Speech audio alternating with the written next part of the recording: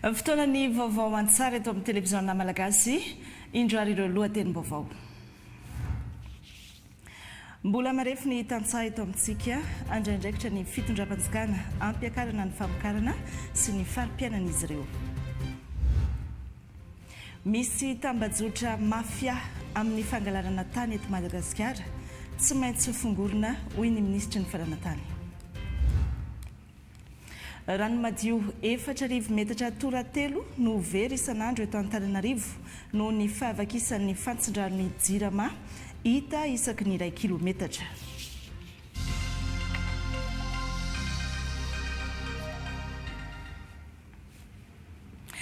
Miarahaba tompo-klasy tompo-kivavy tonga soa ato anatin'ny fampalalam-baovao manasantsika rehetra anaraka hatramin'ny farany.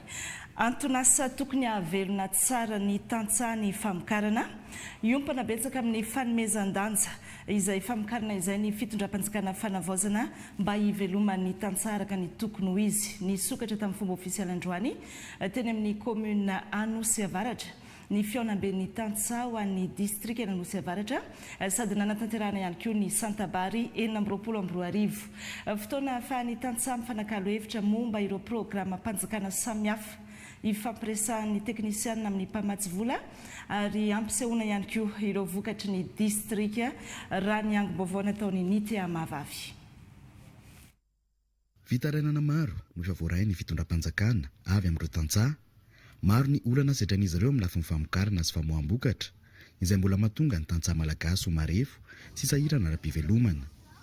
Anisan'ny olana nambarany ministry ny fambolena sy ny fahaleovantena ra-tsakafo ny fivangongo mipiasa ministera eto amin'ny FUB sy ny renivohiparitra kanefa vitsy ireo miasa ny fotony anilan'ireo tantsaha eny amin'ny distrika sy ny commune. Efa mijery tsirairay an'ireo olana ireo ny fitondram-panjakana ary mitondra vahaolana mahomby mba hananany tantsaha Antonasa Mahavelona. Olana zay tanteriny tantsaha ihany koa ny fifaninanana tsy ara-drarina amin'ireo vokatra avy any ivelany izay matetika mahazo fanohanana na subvention avy any amin'ny firenena ny aviany. Efa mandray andraikitra ny fitondram-panjakana amin'izany lafiny izany ka mife an'ireo fanafarana entana. Andraisana fepetra entitra ireo mpamatsy masomboly izay tsy mifanaraka amin'ny tena izy fa mamitaka ny tantsaha. Ao koa ny aladanja ataon'ireo mpanangom-bokatra, ny fahalafosan'ny anam-pamokarana sy ny fanafody bibikely, ny fahalafosan'ny fitaovam-pamokarana toy ny angadin'omby sy ny motoculteur, ny tahanjana-bola miompampana ihany koa ka tsy ahafahan'ny tantsaha mindram-bola. Zany dia tsapan'ny fitondram-panjakana avokoa ary hitondra fanovana sy fanavaozana amin'izany ny fitondrana.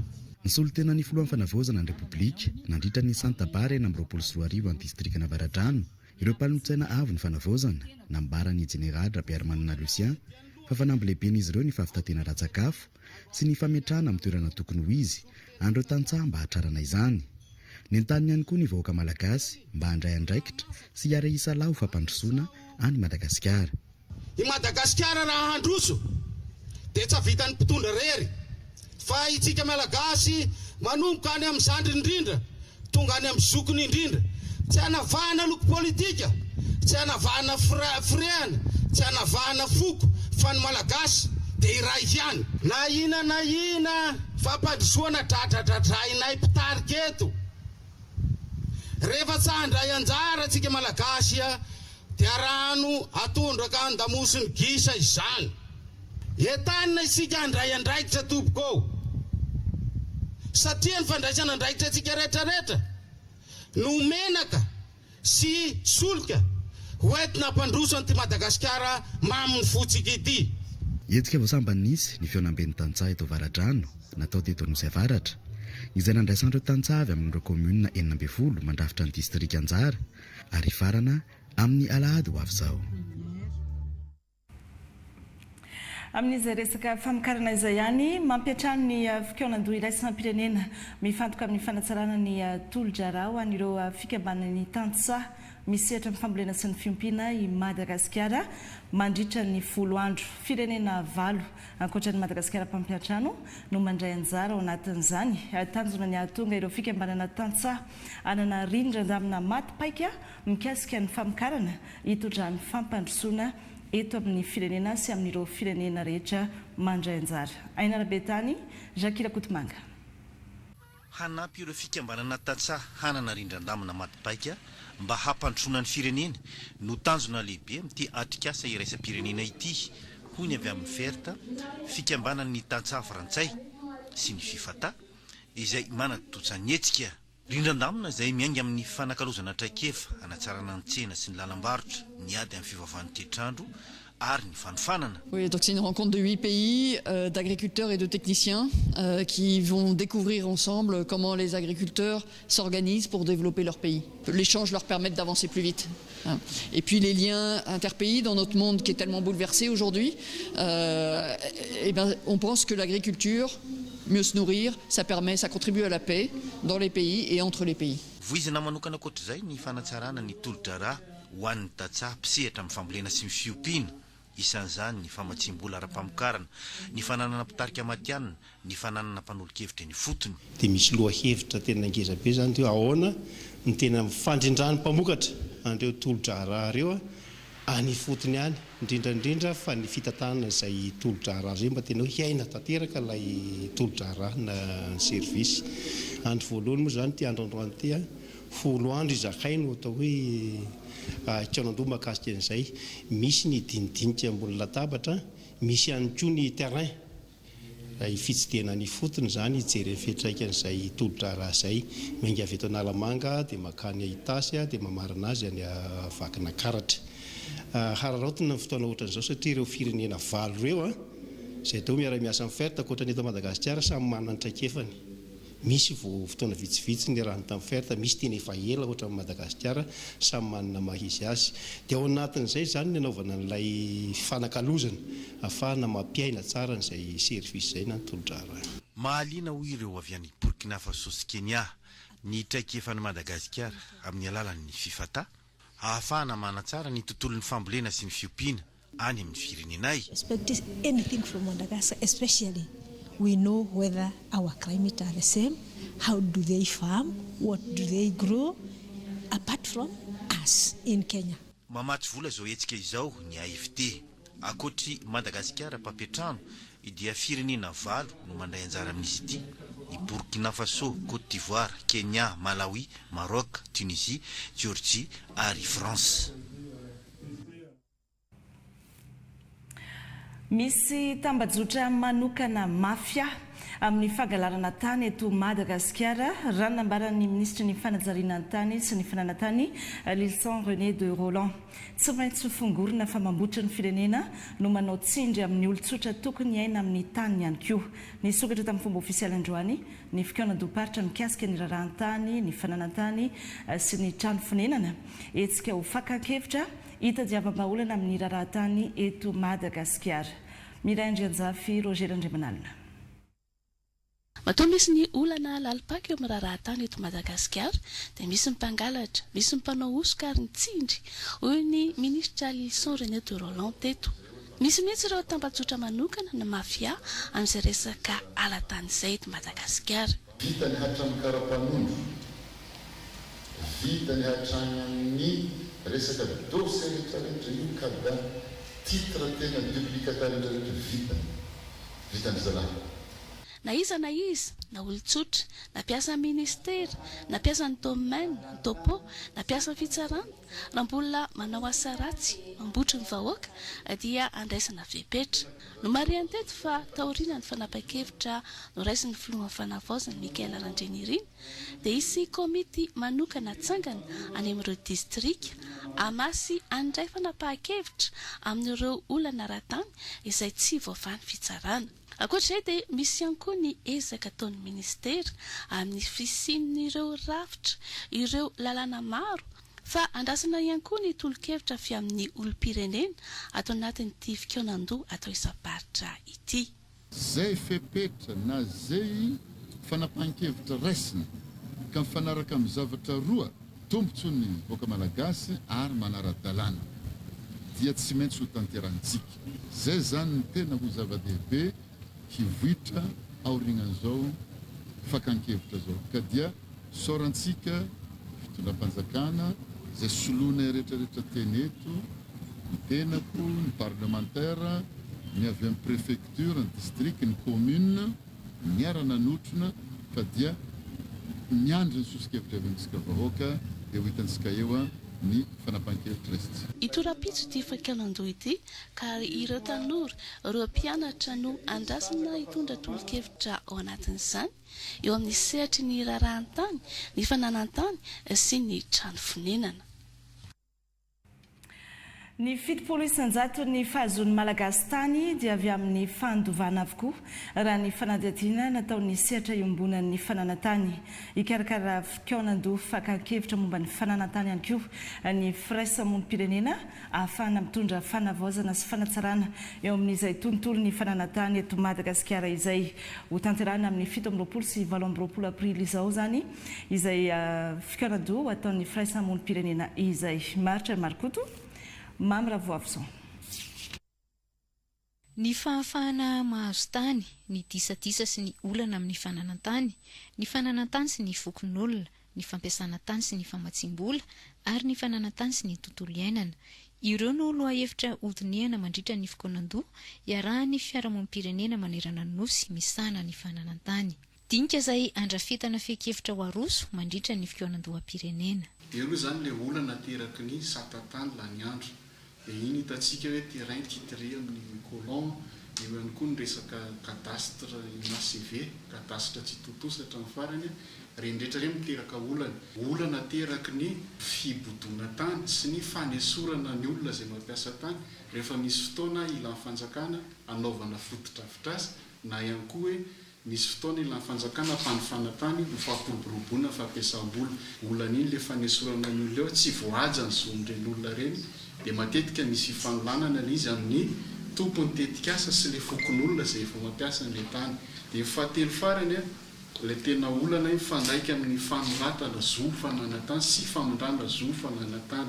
Io zany le olana mety hatramina fandovana ohatra fifampivarotana na fangatahana taratasy porofananantany mihitsy. Saika avy amina fandovana avokoa ny fomba fanana ny malagasy tany.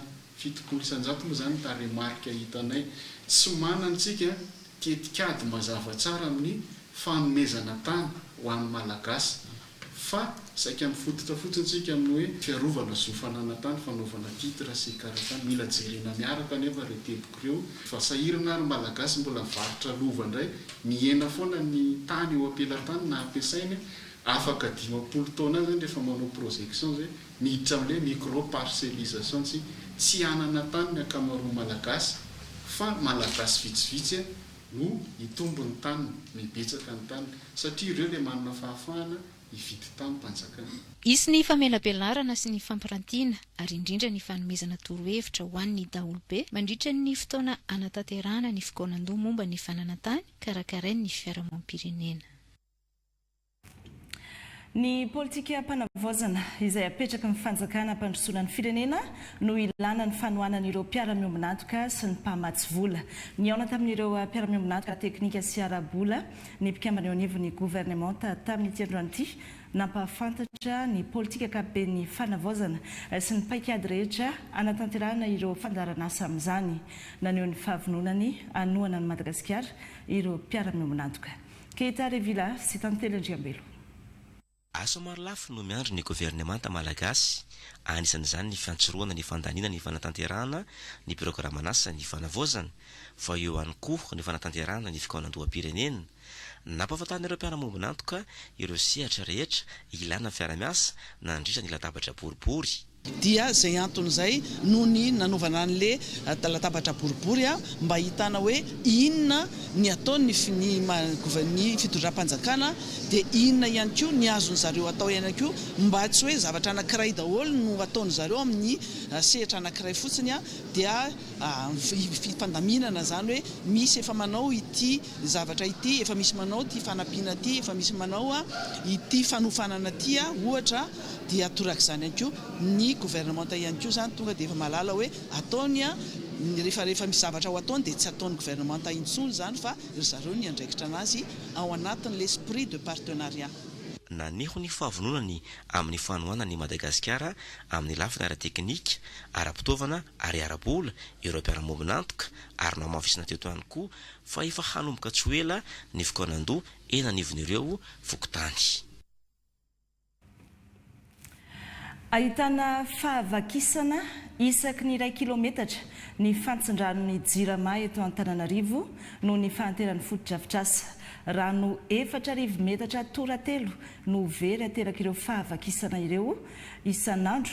Rano fanadihadiana nataon'ny fandaranasa PAEP tamin'ny alalan'ny cabinet d'études nataon'ny fitsiriana mba hahafahana mijery ny asa fanajariana izay tokony hatao ary nanaovana tatitra tamin'ireo tompona andraikitra rehetra manandrify izany indrindra ny ministeran'ny rano sy ny Jirama. Ambintsondriamaservelo sy Fanirikely. Ranon'ny Jirama 4,000 metatra toratelo isan'andro no very amin'ny fantsin-drano 200 kilometatra eto Antananarivo. Izany hoe ahitana fantsona vaky isaky ny 1 kilometatra. Ny fahanteran'ny foto-drafitrasa no antony mahatonga izany. Naseho reto tompona andraikitra avy amin'ny Jirama sy ny ministeran'ny rano ity vokatry ny fitsirihana fahaberizan-drano nataon'ny tetikasa PAEP tamin'ny alalan'ny cabinet d'études ity. Ao anatin'ny 1 kilometatra dia misy fahaverezan-drano anankiray hitan'ny cabinet AXO. Raha ohatra zany hitarina ho an'ny 350 kilometatra amin'ny fantsona misy eto Antananarivo dia ngeza be ary goavana ny fahaverezan-drano. Ny antony nantanterahana ny asa dia mba hahafahana mijery ireo asa tokony ho tanterahana ao anatin'ny foiezaka, ao anatin'ny anton'ny ezaka ary ao anatin'ny lavitrezaka ho fanatsarana sy ho fampisitrahana ny rano an'ny mpanjifa ny Jirama amin'izao fotoana izao. Mazava ho azy moa zany noho ny fahanteran'ny fantson'ny Jirama dia hitantsika vao miainga ao Mandrisesa dia efa misy ny fantsona vaky ary amin'ny lalany rehetra ambanin'ny tany dia maro ny zavatra hitantsika manerana n'Antananarivo. Fiantraikan'izay fantatsika tsara fa misy ireo misitraka rano teo aloha lasa tsy misitraka rano izy ankehitriny na ireo misitraka rano teo aloha ao anatin'ny pression araka ny tokony ho izy fa fahatongavan'ny rano tany an-tokantrano dia mihena ny pression amin'izao fotoana izao. Ambaran'ny tompona andraikitry ny tetikasa PAEP fa fantsona 420 kilometatra no hajariana ato anatin'ny 2 taona eto Antananarivo. Anisan'ny voakasika izany ireo fantsona lehibe mianga eny Mandrisesa. Vahaolana ara-pitrezaka entin'ny tetikasa amin'ny tsy fampin-drano eto Antananarivo ny fanitarana ireo toerana fisy ny toman-drano ao anatin'ny fanadihadiana ny eny Ambohitra Manjaka. Tsy ny eto Antananarivo ihany fa hisy ny fanatsarana sy fanitarana ny asa amin'ny faritra vitsivitsy eto Madagasikara. Ny tetikasa PAEP moa dia filamatra amin'ny fanomezan-drano fisotro madio eto Madagasikara izay andanimbola $400 vatsiny banky iraisany firenena. Anisan'ny laram-pahamehana amin'ny politika ny fanavaozana ny fampanananasa ny tanora malagasy. Tanterahina nanomboka androany hatramin'ny sabotsy izao etsy Mahamasina ny salon asa etsika izay ahitana tolotr'asa mazava ho azy, misy fandraisana stage na fizarana asa, misy fampiofanana, misy fifanakalozana arak'asa eo amin'ny samy mpiasa sy orinasa ary misy tolokevitra maro samihafa ihany koa ho an'ny famoronana asa. Keita Revila, Tantelendriambelo. Mbola 520 isan-jato ny tanora malagasy no misitraka ny zo fototra eo amin'ny fananana asa mendrika, hoy ny ministry ny asa, ny fampananana asa sy ny asa-panjakana. Nambara fifamanana politika hampiakarana io taha io ny fanavaozana. Tafiditra ao anatin'izany ity hetsika eto Mahamasina ity na ny salon asa izay mamaly ny filan'ireo tanora ka hisavetrany ny fandraisana hiasa ireo mahafeno fepetrany ireo orinasa mandray anjara. Ka raha mamahaolana amin'ny ampahany ity ho an'ny renivohitry Madagasikara dia tokony hamahaolana koa amin'ny ampahany ho any amin'ny faritra manerina ny Madagasikara. Rehefa misy ny finiavana na ho an'ny mpikarakara na ho an'ny mpisitraka dia mora ny manatanteraka satria ny fitadiavana fialantsiny dia fanaliana andraikitra dia ho an'ny sy tianao, fa raha misy ny fahazotoana anao zavatra dia mitondra vahaolana ka faniriana ary amafisina ary any an-tanana ny rehetra ny toizan'izao esika zao any anivon'ny faritra satria ny olana tsy fanananasa dia sy eto amin'ny renivohitry ny Madagasikara rery ihany fa mahenika ny faritra 420 eto Madagasikara. Mahery ny 50 ireo trano eva mandray anjara eto. Ny fitopolo isanjaton'izay dia orinasa avokoa izay tsy voafetra fa amin'ny sehatra maro samihafa ary ny 30 isanjato dia ny seha-piofanana eo ihany koa ny université izay manampy izany ao anatin'izay sehatry ny fampiofanana izay. Ny tanora ny olona izay ndrasanay dia 2,000 isan'andro satria afaka mandray an'izay na ireo trano eva orinasa ireo olona rehetra izay mandray anjara eto izany dia afaka mandray mihitsy mihoatra noho izay isan'andro. Ny antony andraisanay anjara amin'ilay hetsika ahafahanay mahita mpiara-miasa vaovao mampisondrotra ny talenta vaovao azo eritreretina tsara ny hoe tonga dia isina recrutement eto izay no mahatonga anay hoe nanapa-kevitra hoe mandritra nyty hetsika ity dia speed recruting no atao eto izany hoe tonga dia mampanao entretien izahay. Haharitra 3 andro moa ity hetsika salao asa ity izay atao eto Mahamasina. Manokatra dievitra fifanakalozana sy fifampizarana eo amin'ireo mpisehatra mandrafitra ny atao hoe roiny boky ny OMDA mandritra ny hetsika tsenabe ny boky andiany faefatra izay karakarainy ministera ny serasera sy ny kolotsaina ety amin'ny tranombokim-pirenena ety Anosy ato anatin'ny 3 andro no anaovana izay hetsika izay azony rehetra tsy diana tsara ny tsenabe ny boky izay natao ampirisihana hatrany ny fitiavana mamaky boky. Vola ry Farasoa Rodriguez Afmaly. Misy teny ray aman-dreny izay ray Aigson Rivo izay voan-tsavonay ny fahafolo taona namoizana azy le ataovy maro ny boky vakiana fa fanteny ihany kosa izay boky tena mendrika. Koa izao tsenabe ny boky izao dia antenainay fa boky mendrika avokoa ny aranty sy natao jifain'ny mpandalo dia boky azo antoka 100 isanjato avokoa koa manentana antsika rehetra no hoe ny boky dia tsy le filaza fa azonao avadibadika na 100 taona azy. Na eo aza ny firoborobo ny teknôlôjia ankehitriny dia mbola mijanona ho fitaovam-panabeazana mahomby indrindra ny boky mitaizany saina amantarana voambolana vahiny sy malagasy sady fitaovana fampitomboana fahalalana ankoatra ireo mpankafy mamaky boky dia lohalaharana mifanjifana izany ny mpianatra.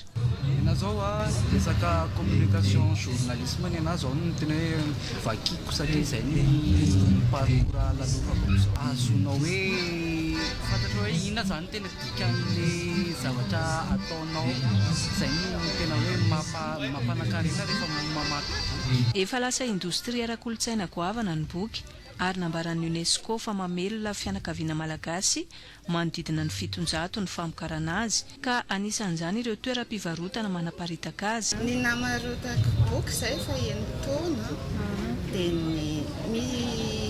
tombo ihany mpanjifa boky amin'izao. Misy boky arakarak'ilay izy manomboka amin'ny ray alina dia fa mahazo ka hatramin'ny Nahaliana manokana ny mpianatra nandritra ity hetsika tsenabe ny boky ity ny fampahafantarana ny fivoarana ny fomba famakiana boky entin'ny nomerika sy ny fanatotoloana. Tsy voatery zany tsika hoe manana boky fa à travers digitalisation numérisena daholo ny resaka ny boky rehetrarehetra dia iny avy eo ahafahan'ireo ankizy ireo manana accès amin'izay numérisation zay à travers ny école du code à travers le numérique. Ho fampiroboroboana indrindra ny vakiboky no antony ametrahan'ny ministera ny serasera sy ny kolotsaina ireo ivitoerana klaka miisa 720 manerana Nosy izay isitraka fampitaovana indray ato avy amin'ireo mpiarambonantoka avy any ivelany toy ny OIF nambaran'ny ministra Gasikara Fensoa fa ity tsenabe ny boky ity no fotoana ifanerasiran'ny mpanjifa sy ampahafantaran'ny mpanoratra ireo sanganasany ka ahafahany miaro izany amin'ny alalan'ny valakevitra iarahana amin'ny OMDA. Izany indrindra no antony mahatonga ny ministera ny serasera sy ny kolotsaina amin'ny alalan'ny tranombokim-pirenena ametraka ho lara-pahamehana ny fampiroboroboana ny boky sy ny vakiboky eto Madagasikara. Tafiditra ao anatin'izany ny fanetanana sy ny fampitiavana ny boky ary ihany koa ny ezaka izay atongava atongavatsika sy atongazy zany a ombora azo andrehetra eo ampilatanany ka mahatonga atsika nametraka politika manokana ahafana mampiroborobo an'izay sehatry ny boky zay rehefa tonga teto anivo ny fitantanana ny ministera ny teny anay sy ireo mpiaramiasa amintsika. Misy ihany koa ny valan-kevitra sy ady hevitra iarahantsika eo anivo ny omdana ny ofisy malagasy sy ireo mpisehatra amin'ny boky mba anamafisana ny fahalalana sy ny fampiarana ny zon'ny mpamorona indrindraindra ihany koa ho fiarovana anareo mpamorona satria maro isika mpanoratra boky izay matetika adino matetika ihany koa tsatran'ireny alatra na fangalatahaka na fanaovana tika mitovy mihitsy aza dia sangan'asantsika dia mijoro no amin'ny ministera hoe ho anilanareo. Mpanoratra, mpamokatra boky, toerana fanontana boky ary trano famakiam-boky samihafa no manana trano eva mandray anjara amin'ny varotra fampiratiana mandritra ity tsena ben'ny boky andian'ny fahaefatra karakarain'ny ministera ny serasera sy ny kolontsaina ity izay misy sokatra maimaim-poana ho an'ny daholobe hatramin'ny sabotsy izao.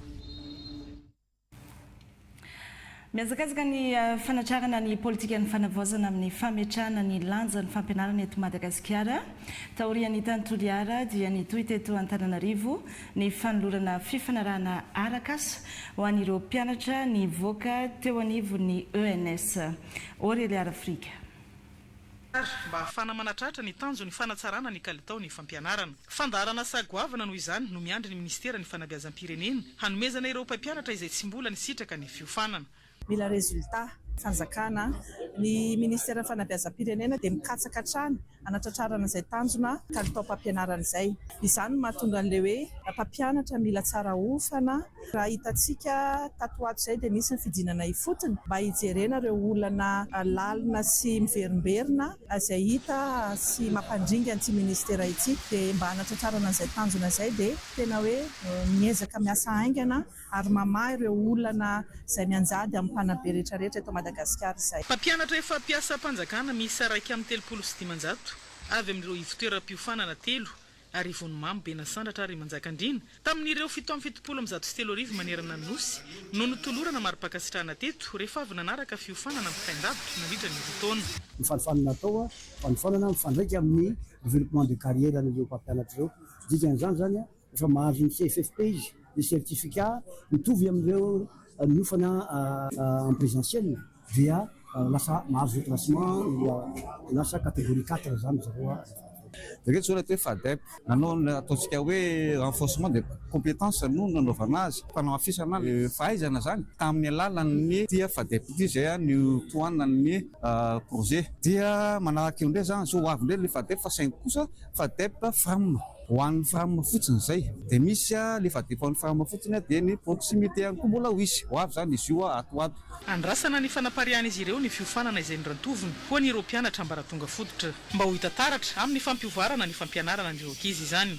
Hisy ny tombana anaraha maso ny fampiarana izay ataon'izy ireto. Araka ny fantatra teto dia hisesy ny fampiofanana atao anatin'ny 3 taona ho avy arakaraka ny mari-pahaizana hanana ilay mpampianatra. Miakatra trano ny isan'ireo mpianatra liana amin'ny taranja teny japonais eny amin'ny Université Ankatso antony ny fisian'ny vatsim-pianarana makany Japon isan-taona ho an'ny mpianatra nanomboka tamin'ny taona 2012.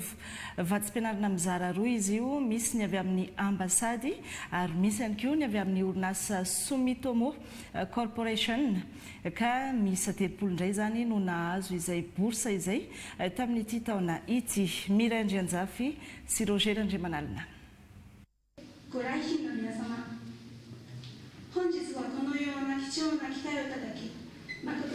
Mitana larina faharoa Madagasikara ty Afrika amin'ny isan'ireo mpianatra teny japonais aorianan'ny Kenya.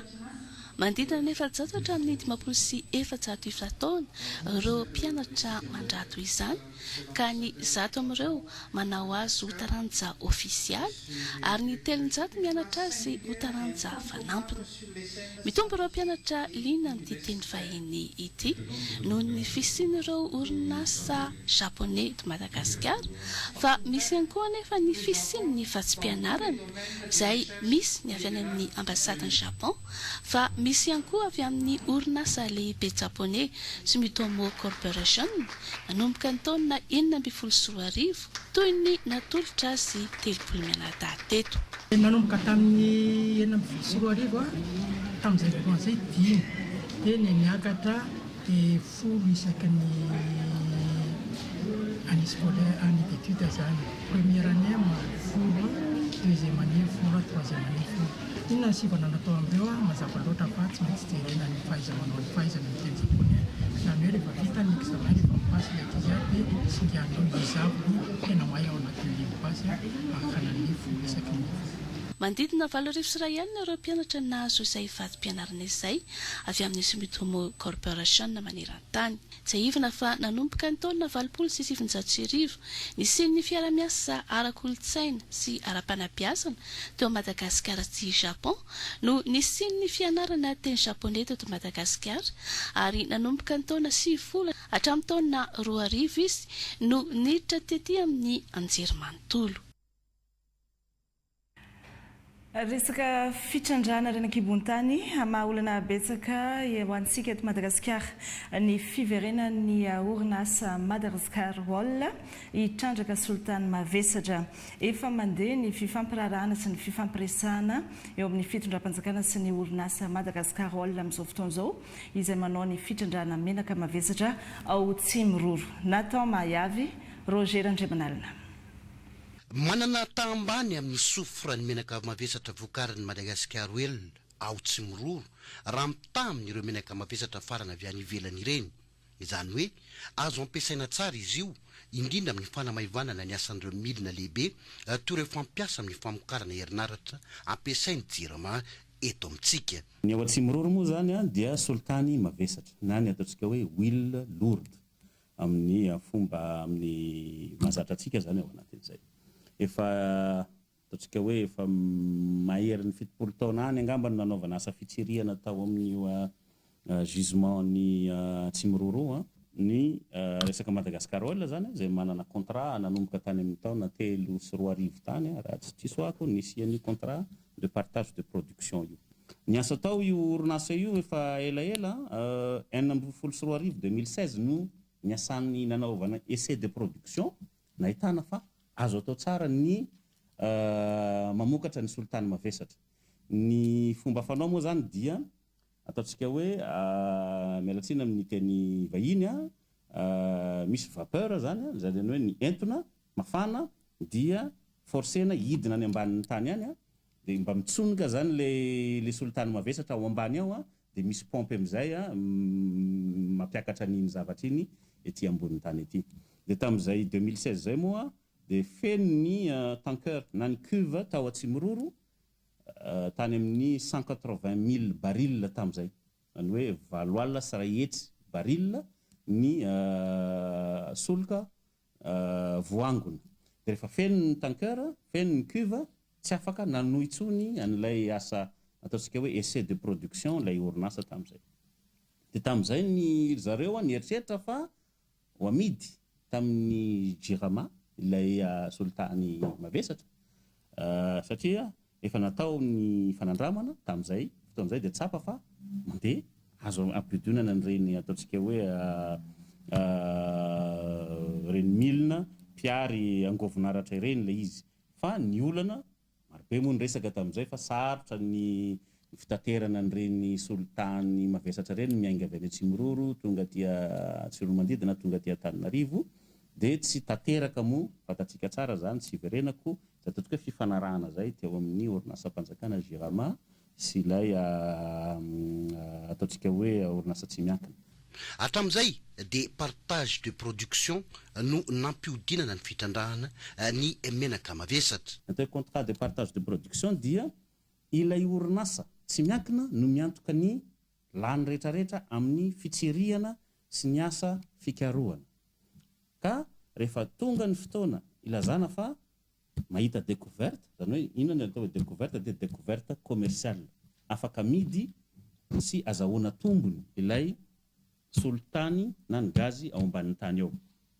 Dia rehefa miakatra le vokatra dia esorina le dépense izay nataon'ilay orinasa sy miankina dia le ampahany afaka ratsaka zany raha zay no azo lazana anazy ino no ifampizarana zay le hoe partage de production raha amin'ny teny tsotsotra. Efa mandeha ny fampiresahany eo amin'ny fanjakana sy ny orinasa madaholy amin'ny fahafahamanohy ny fitrandrana ity menaka mavesatra ity any an-toerana amin'izao fotoana izao amin'ny alalany eo amin'isy. Ny fanjakana dia ny ataoko hoe orinasa afaka manao ny asa rehetrarehetra fampandrosoana dia miara-miasa amin'ny fanjakana ao anatin'izay zavatra zay. Ho hitantsika eo moa raha mahavita ilay orinasa tsy miankina io amin'izay fampanentanana izay nataony satria misy ny atao hoe contrat voasoratra io zavatra io ao amin'ny rotota. Amin'izao fotoana izao moa dia eo ataontsika hoe mifampiresaka ny fanjakana zany hoe ny amin'ny alalan'ny omnisy sy ilay orinasa hoe aiza ny zavatra vita ny tao anatin'izay fotoana lavalava zay ka ho aiza ny tanjona manaraka ao anatin'izay fa raha ny fitondram-panjakana dia ny manosika ny ataontsika hoe vokatra eto anatiny ho ampiasaina mba tsy ahatongatsika hamoaka devizy hanafatra an'ireny ataontsika hoe soltany izay ho ampiasaina amin'ny fiainana andavanandro. Na izany na tsy zany dia mametraka trany ny fanjakana amin'ilay fepetra amin'ny orinasa amin'ny fahafahamanao na ara-teknika na ara-boly. Ny ara-teknika no efa mipetraka satria efa vita ny test de production tany amin'ny taona 2012 ka hatramin'ny taona 2014 tanoany ka nahitana fa azo atao tsara ny mitandraka ny solitany mavesatra ao Tsimororo fa ny famadihana izay ho quantité commerciale kosa dia miankina amin'ny orinasa.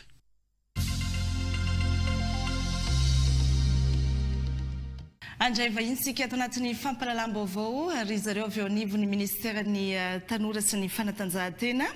Andriamatora Nirina Rajoanesa Brice, tale généraly ny fanatanjahantena mpisolotoerana ny fiato amin'ny ankavia Andriany Aina Tiavina Arnaud, tale ny fitantanana ny fanatanjahantena sy ny fifandraisana iraisam-pirenena miarabana ireo mirahalahy tonga soa ato anatin'ny fampahalalam-baovao. Namarika ny andro iraisam-pirenena ho an'ny fanatanjahantena sika amin'ny alahady 20 aprily 2022 moa no tena namariana izay andro iraisam-pirenena ho an'ny fanatanjahantena izay fa isika eto Madagasikara kosa dia somary haka fotoana kely anamariana azy io satria dia tena manana ny toerany eto amin'ny firenena indrindra ho an'ny tanora izany fanatanjahantena izany.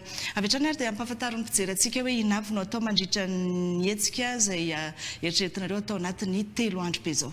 Dia faly miarahaba antsika rehetra mpijery any tokantrano dia faly miarahaba anareo koa atao anatin'ny TVM araka ny teneninao teo moa zany isaky ny 6 avril 9 aprily zany ny tena hoe fankalazana azy io fa ny antsika eto toerana moa zany noho ny fahateren'ny fotoana dia ataontsika mandritry ny 3 andro manomboka ny rapitso zoma sabotsy alahady ho avy zao le fankalazana. Dia amin'io fankalazana io zany fanindran-dalana amin'io koa misy hetsika BDB ao amin'ny Stade Barea ao anisan'izany ny Salon National des Sports izay andian'ny faharoa amin'ity taona ity no ankalazana azy io dia manentana antsika rehetrarehetra zany mba tonga maro anatrika azy io. Melohany tirantsika izay fandaharam-potoana izay aiza ho aiza ny toerana fanatanjahantena amin'izao eto amintsika tale généraly? Ny fanatanjahantena aloha raha ny fahitako azy amin'izao fotoana izao dia fitaovana iray izy io mampamirapiratra ahafantaran'olona amin'ny Madagasikara. Raha tsy teny fotsiny aho zao tamin'ny Jeux Olympiques d'hiver farany teo tena hoe fiera ny tena maheno hoe Madagasikara any amin'ny toerana lavitra be any maheno an'izany hoe ny firenena hafa tonga eo mandray anjara eo tena hoe mahafantatra hoe aiza zany Madagasikara zany. Dikan'izay tena hoe manana ny toerana misy azy tsika eto Madagasikara ary ny tena nanaitra dia ny firesahan'ny olona zany hoe Barea de Madagasikara zany any tany lavitra any. Tsy ampizinao ny ahenao zany fa dia tena hoe ay ve Madagasikara tena maro-pahafantatra amin'ny alalan'ny fanatanjahantena. Tao tokoa maromaro ny fandraisana anjarantsika tamina fifanana iraisam-pirenena eo amin'izay setry ny fanatanjahantena izay ary tsaratsara avokoa ihany koa ny vokatra. Noho ny finiavana misy avy aty amin'ny ministera eo ny fanampinan'ireo fédération amin'ny fanatanterahana ny fanazarantena fanomanana avy eto toerana alohan'ny atrika an'ireny fananana iraisam-pirenena ireny dia miezaka ny ministera mba mitondra ny anjara brikiny mba hahafahan'izy ireo tonga amin'izay tanjona iriny izay satria rehefa tonga ny valiny fananana avy any tsy ilay atleta rery no malaza any fa i Madagasikara no voatonontonona ny firenena manontolo no voatonona satria izay tokoa ilay hoe mitondra avo ny voninahitry Madagasikara.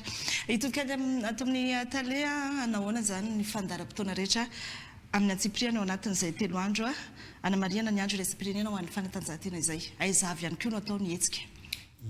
Mamerina fiarabananao sy ny teknisiany ato amin'ny TVM sy mamerina fiarabana ihany koa nareo mpanaraka rehetrarehetra ny atokantrano tsirairay avy any. Mahakasika ny programa ny fankalazana ny andro raisam-pirenena ho an'ny fanatanjahantena io izay aritra 3 andro dia anomboka rapitso zany amin'ny 10 ora maraina ny lanonana ofisialy nokafana ny Salon National des Sports 2e édition araka ny tenen'ny tale général teo. Ao aorianan'izay ihany koa dia misy ireo démonstration maro isan-karazany ho ataon'ireo atleta avy ao amin'ireo fédération maro isan-karazany eto Madagasikara.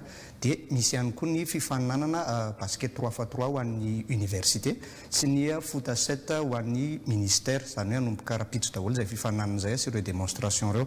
Isy ihany koa ireo stand maro be ao ho atokana ho an'ireo fédération ahafahan'izy ireo mampalala ny taranja izay sahan'izy ireo. Ho antsika izay mbola tsy mahalala tsara zany ny fédération misy eto Madagasikara tonga tsara amintsika tonga ao rapitso ahitantsika an'izany hoe inona zany atao hoe pétathlon, inona zany atao hoe escrime izay fantatritsika fa misy eto amintsika nefa mbola be ny tsy mahafantatra anazy. Eo ihany koa ny stand izay mivarotra an'ireo kojakoja sy zavatra rehetrarehetra manodidina ny fanatanjahantena zany ho hitantsika eo ihany koa. Mariako eto moa fa tsisy vidim-pidirana ny Salon National na Sport izay ho tanterahana mandritra ny 3 andro izay. Ny andro faharoa kosa dia hiditra amin'ny phase finale ny fifaninanana 3x3 sy ny foot à 7 dia mitohy ihany koa ny démonstration ho an'ireo fédération mahakasika ny discipline dia misy ihany koa ireo panel zany hoe misy fifanakalozana ao isy expert misy manam-pahaizana manokana mahakasika ny fanatanjahantena ianao fifanakalozana amina tematika maromaro. Ary mampiavaka kely amin'ny ty fankalazana ity dia isy ny soirée des stars moa no ao anatin'ny programme ny fiantsonana azy izay anasana an'ireo fédération rehetrarehetra eto Madagasikara ary misy mari-pakasitrahana zany ho atolotry ny ministère mandritra ny soirée io ho an'ireo fédération. Ny voalohany fédération izay nazao vokatra tsara nandritra ny taona 2024 dia eo ihany koa ireo fédération izay miezaka nanao ezaka zany izy ireo na dia mbola tsy dia tsara ary vokatra n'izy ireo dia misy mari-pakasitrahana omen'ny ministère ho azy ireo mandritra n'io soirée io ny sabotsy ao amin'ny stade Barea ihany amin'ny 4 ka hatramin'ny 7 ora no anatanterahana anazy. Ny andro fahatelo izay tena hoe fankalazantsika ny andro raisam-pirenena dia isy ny azakazaka zany hoe ny course de la solidarité izay anasana ny olona rehetrarehetra tsy akanavaka tanora antitra ministère association entreprise rehetrarehetra mba ho tonga andray anjara amin'io satria eo ny ahitana izao tontolo izao antsika hoe miray isika rehetrarehetra ao anatin'ny fanatanjahantena dia miala eo amin'ny parvis zany io ahetsika io amin'ny valosasany ny fahatongavantsika mpandray anjara dia miala eo isika dia miodina miazakazaka moramora miodina ery amin'ny Karasoa rano dia miakatra ohatra ny aty ministère an-tanora sy fanatanjahantena dia miditra ny tunnel Amboda dia ao amin'ny Barea no arrivé. Rehefa tonga amin'ny Barea tsika dia misy hetsika maro indray ao isy ny kabary ofisialy izay ho ataon'ireo manam-pahefana rehetrarehetra. Eo ihany koa ny fanetanana rehetrarehetra ka ohatra ny zumba, isy ihany koa ny fit fight, misy animation maro samihafa, démonstration ihany koa dia mbola hitohy amin'io andro fahatelo io. Eo amin'io lanonana io ihany koa no hanolorana an'ireo amboara ho an'ireo champion nandritra le tournoi na basket sy foot à 7 interministère. Zay ngamany amin'ny akapobeany ny fandaharam-potoanantsika mandritra an'izay 3 andro izay. Feno dia feno tokoa zany fandaharam-potoana zany ny teny moa ianao teo hoe isy ny soirée star ny mpanao fanatanjahantena dia tsara mariana tsara mihitsy fa ireny ihany koa natao hoe star ho an'ny firenena iray. Zany hoe zany mety misy mazava ho azy mety hisy occasion satria isy ihany koa ny démonstration araka ny teninao teo ahafahan'ny rehetra ahafahan'ny fanina moa zany indrindra mety hoe mahita an'izay star amin'ny resaka fanatanjahantena tian'zareo hita ohatra anatin'ireo hetsika ireo. mandritra n'le stand moa zany dia ny atleta mihitsy no iandro eo amin'le stand dia ampiseho sy aneo zany hoe ohatra zao hoe ny escrime zany isy atleta ao efa nanao championnat d'Afrique izy dia ampiseho eo izy ohatra ny ahoana mihitsy ny fanaovana n'le escrime fa tsy le hitantsika amin'ny film sy le amin'ny télé reny zany fa le atleta tsika gasy mihitsy no ampiseho ny côté technique zany mahakasika ny discipline tsirairay avy na ny rugby io na ny basket ho avy ao daholo moa zany reo na ny football ihany koa dia mbola mamerina ihany tonga afa fa tsy hanenenana fa amin'ny ankapobeny tsina mandray anjara daholo ve ny fédération amina rehetra oe amin'izao aloha zany dia efa ao daholo ny ankamaroan'ireo fédération midika koa zay fa misy ny firaisan-kina amin'ny fanatanjahantena eto amintsika alefa sary ny afatra farany sy ny fanentanana talenta généraly iny ary ny afatra angambany dia manentana antsika rehetrarehetra isa-tokantrano any mba ho tonga maro hanotrona nyo hetsika karakarain'ny ministera ny tanora sy ny fanatanjahantena mandritra n'io telo andro io tsy hanenenantsika ny fahatongavantsika ao amin'io hetsika io satria ao no ahafantarantsika zavatra betsaka raha tsy ilaza fotsiny aho hoe maro amintsika ny tokantrano any ny tsy mahafantatra hoe inona daholo moa zany ny tombontsoa azo avy amin'io fanaovana fanatanjahantena io ao dia isy ampianatra hoe zao mahatsara ny fanetsehana vatana isan'andro san'andro zao ny tombontsoa ara-pahasalamana azo avy aminy na ara-tsaina azo avy aminy dia ao no ahafantarantsika an'izany rehetrarehetra zany ka dia manentana antsika rehetrarehetra mba ho tonga maro hanatrika n'io hetsika zay karakarainay io fa tsy hanenenantsika fa azahoantsika tombony bebe kokoa ao araky ny tenenin'ny taleta eo misy stand izay hivarotra n'ireny fanampitsakafo reny amin'ny mpanao fanatanjahantena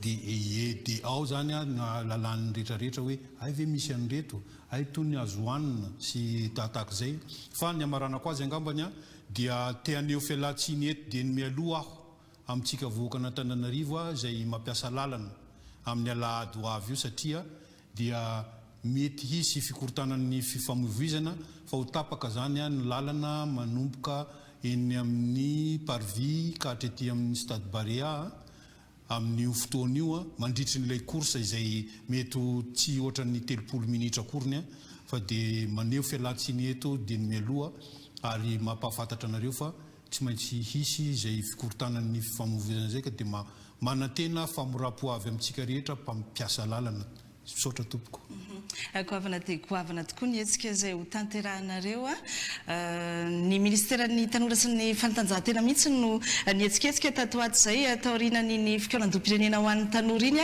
dia tonga indray koa zany tia ny andro iraisam-pirenena ho an'ny fanatanjahantena ka dia mirarisoanareo eo anivony zany ministera izany angasitrany anareo miralahary tonga soa teto amin'ny fampahalalam-baovao